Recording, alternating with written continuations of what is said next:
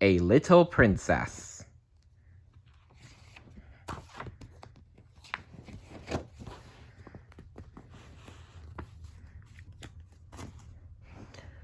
One night, after running extra errands, Sarah got home too late for supper.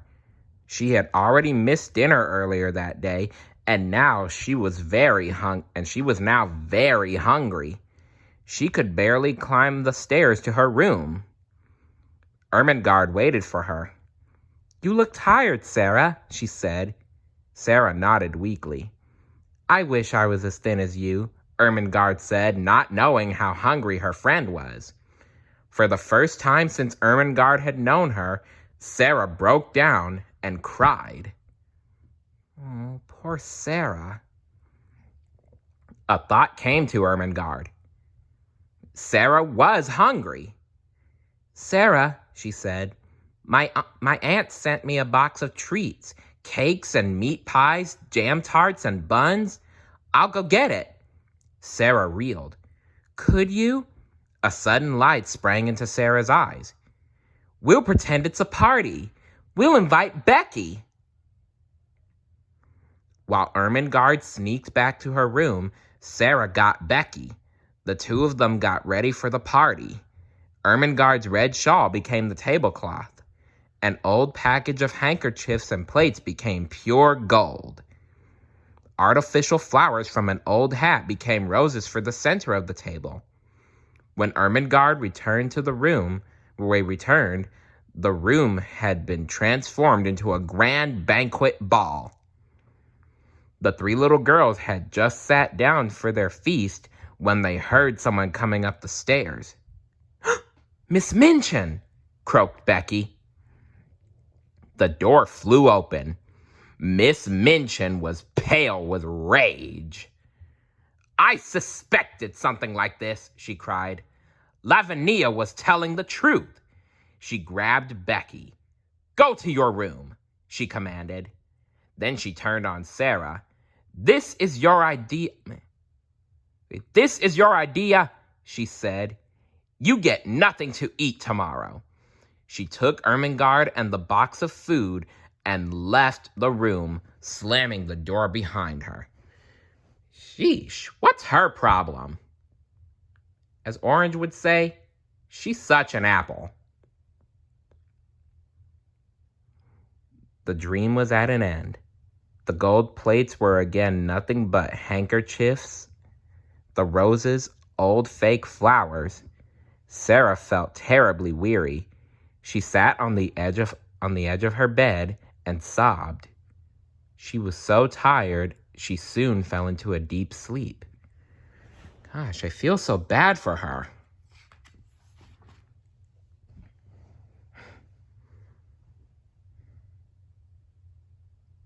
Several hours later, Sarah awoke feeling warm and comfortable.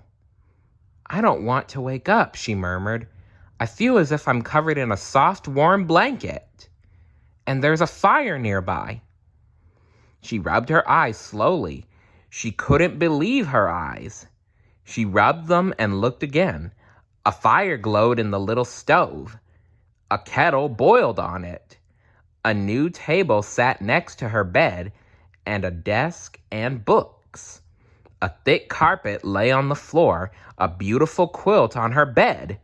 Best of all, a dish heaped with sandwiches and cakes was laid out on the table. Sarah leaped out of her bed. "I'm still dreaming," she exclaimed. Then she saw a note on the table. "To the little girl in the attic," it read, "from a friend."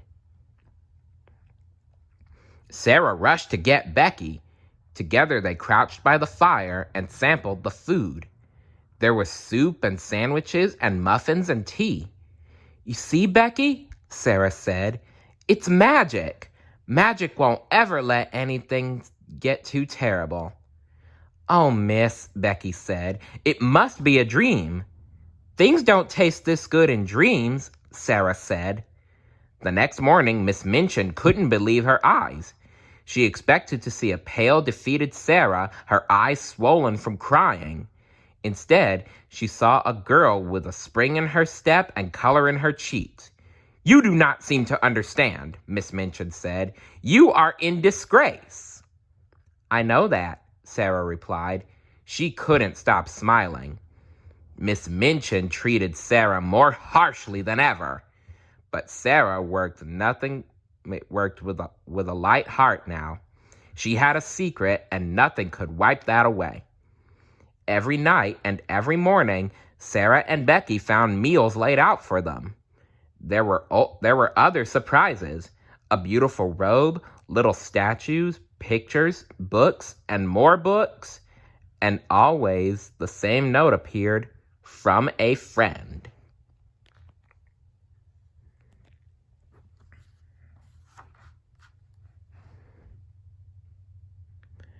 One day, not long afterward, when Sarah took in the mail, she saw a package addressed to the little girl in the right-hand attic room.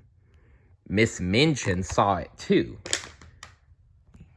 "Give me that," she snapped. "It's for me," Sarah told her. "Then open it," Miss Minchin commanded. Inside were a dress, coat, hat, stockings, and shoes. They were made of the finest materials. A note was attached to the coat: "To be worn every day, will be replaced when necessary." Miss Minchin's face went white. Could she have made a mistake? Did Sarah have a rich relative somewhere? "Put the clothes on and come to the classroom," she directed Sarah. "Forget the rest of your errands." When the other girls saw Sarah in her fine new clothes, they were amazed. "What if she really is a princess?" they whispered to one another. Sarah and Becky had a hearty laugh over that later as they ate their supper. "I wish I knew who was doing all this," Sarah said. She sat down to write a note. She would leave it on her table where her new friend would find it. As she signed it, there was a tapping at the window. "The Indian gentleman's monkey!" Becky cried. She ran to the window.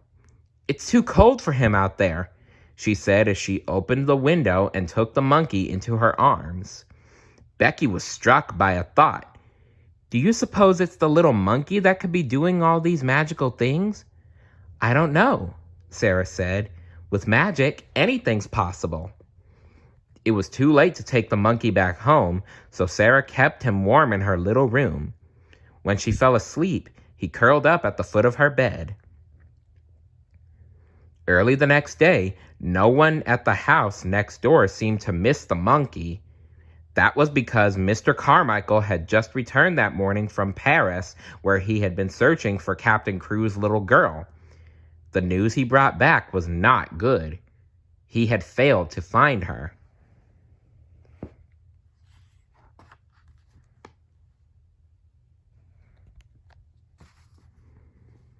"Perhaps we've been wrong to think that she was in Paris," Mr. Carmichael said. "It is true that her mother was French, but Captain Crew may have brought her here. We may have brought her here to England, where he grew up." Mr. Carrisford nodded. He was very sad. "We must find her," he said. "We'll search everywhere in London if need be. I don't care what it takes or how long. Start with the school next door. There is a little girl there." At that very moment, Mr. Carmichael was interrupted by a knock at the door. When Ram Dass opened it, Sarah was smiling at him. We was smiling up at him. "I've brought back your monkey," she said. Ram Dass brought Sarah into the study. She was surprised to see the entire large family gathered around Mr. Carrisford. "It is the little girl from next door," Ram Dass said. "I thought you might like to meet her." Then he took the monkey from Sarah. Sarah thanked him in his native language. Mr. Carrisford couldn't believe his ears. "How do you know that language, child?" he asked in surprise. I was born in India, she replied. A lump rose in the old man's throat. Question her, he directed Mr. Carmichael. I cannot. Mr. Carmichael led Sarah to a huge armchair and asked her about her old home and family.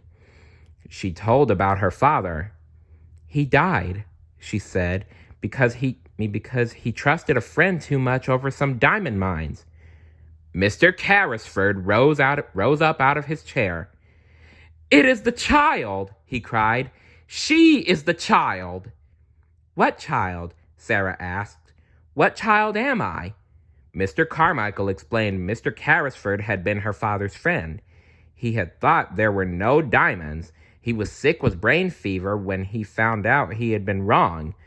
By that time, Captain Crewe was dead.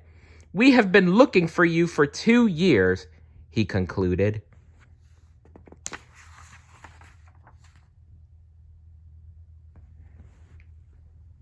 And all the time, I was on the other side of the wall, Sarah said. She turned to Mr. Carrisford. Was it you who brought the magic to my room in the attic? Mr. Carrisford nodded. There were tears in his eyes. Sarah ran to him and threw her arms around him. A warm glow came over Mr. Carrisford's face. For the first time in a long while, he felt he would get healthy again, and indeed he would. Everyone was beaming with joy when suddenly there was another knock at the door. Ram Dass slipped out to open it. In the doorway was Miss Minchin, scowling. He showed her into the study. I heard one of my servants had come over here, said Miss Minchin, obviously annoyed. I have come to take her back. I can assure you she will never bother you again. Mr. Carrisford looked at her sternly. Sarah Crewe is my late partner's little princess, he said. She will live here with me now. Miss Minchin's face turned red. All she could think about was the money she'd lose if the girl didn't return. Pfft. Typical tightwad. Sarah was always a good student. She turned to Sarah. Why don't you come back to the school? She asked. I've always liked you, you know. Sarah looked Miss Minchin right in the eye. Have you? She asked. I didn't know that. Rejected by the little girl she had mistreated for so long, Miss Minchin turned on her heels and left the house. In the years that followed, Miss Minchin was often seen peeking out the school windows. She watched a sight more hateful to her than anything else. Sarah Crewe, dressed in the finest clothes, her eyes shining, standing on the steps to the house next door. Becky, who had also gone there to live, always followed her. Sometimes Lottie and Ermengarde were with Sarah too. Miss Minchin could only watch, unable to do anything about it. Still, whenever she met Miss Minchin on the street, Sarah was always courteous and kind. After all, she knew something very important. No matter what, a princess can never lose her crown if she stays true to herself. The end. And that was the story of Sarah Crewe, a little princess. If you want to hear the whole story again, please check out the playlist on my channel, and don't forget to subscribe and like. And I also hope you enjoyed the story. See you later. Bye.